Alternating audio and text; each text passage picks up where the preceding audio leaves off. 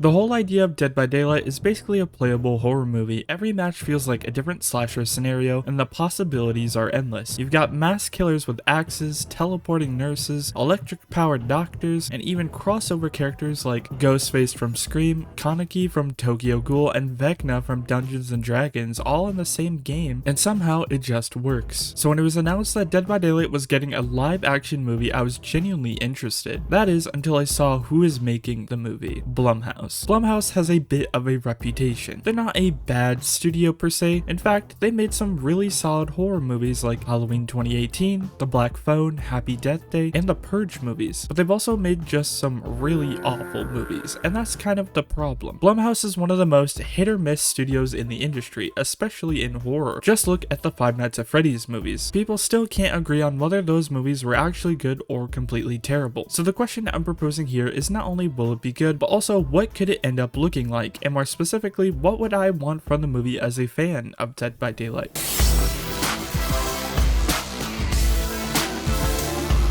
The best way to explain how Dead by Daylight works for people that don't know is that you have this monster referred to as the Entity, who is an all-powerful creature that lives in its own realm, and what it does is it takes humans and killers from all sorts of different timelines and universes and throws them all together in its own realm, also called the Fog. The Entity does this in order to satiate its own hunger. It essentially feeds off of killers infinitely killing people and the survivors infinitely dying. In terms of what killers and survivors are going to be in the movie, I think there's a few that are at the very least absolutely guaranteed, and that is the original 3 killers and 4 survivors: the Trapper, the Wraith, the Hillbilly, Dwight Fairfield, Meg Thompson, Claudette Morrill, and Jake Park. If the movie wants to stay character focused, then I don't think they should have more characters than this for their first movie. I think the movie should open with Dwight, since he basically is the face of Dead by Daylight in terms of survivors. We should see the moment leading up to Dwight getting pulled into the Fog. Dwight was essentially a nerdy outcast, bullied by his fellow office workers. They go on a team building exercise in the woods, where then Dwight's coworkers abandon him, and that's when he's pulled into the Fog. The way you could show this is maybe having Dwight having a panic attack where he's frantically running around due to a scary sound he might have heard, and then maybe he trips down a hill, hitting his head and knocking himself out, where he then wakes up in the Fog at the campsite seen in the menu alongside the other survivors in the game. What I would do is have this campsite be the only safe zone for the survivors, and we could have all of them there, including people that aren't part of this original 4 cast of characters. When you go into a match in the game, it's referred to as a trial, made by the Entity, where the Entity canonically picks the map, the killer, and the survivors. And I would actually make that how it works in the movie. All of the survivors are at the camp, and then I would have some sort of indicator that a trial is starting. Maybe the Entity makes a loud noise or the ground starts to shake, and then you could have it to where the Entity chooses people each time to put in a trial, with a lot of the survivors hoping it won't be them. Maybe have some other survivors that are just crazy and want to be in one. But we as the audience would be seeing this through Dwight's perspective, where he has no idea what's going on, and then that's when he, Meg, Claudette, and Jake are chosen to go into the first trial on screen, along with the Trapper as the killer. I would have this trial play out just like a match from the game, where they need to turn on generators in order to escape and live while the Trapper is hunting them. I would have the 4 characters have moments with each other where they learn to work together better as a team, and all of them reveal a little bit of what they were like and how they got to be in the Fog. Meg was out training when the Entity took her, and after her mother fell ill and she had recently sacrificed her college scholarship to care for her, she went running to manage her stress, where she wound up in a forest with black fog and then was taken into the realm. An avid botanist who preferred plants to people, Claudette was taking a quiet, solitary stroll through a forest one evening to be closer to nature. During this walk, the woods quickly became unrecognizable, twisting into a strange, unfamiliar place. She was then enveloped by a thick, unnatural fog and was unable to find her way back. I'm starting to see a trend here. And finally, we have Jake Park, who was taken by the Entity while he was living off of the grid as a survivalist on the edge of the woods.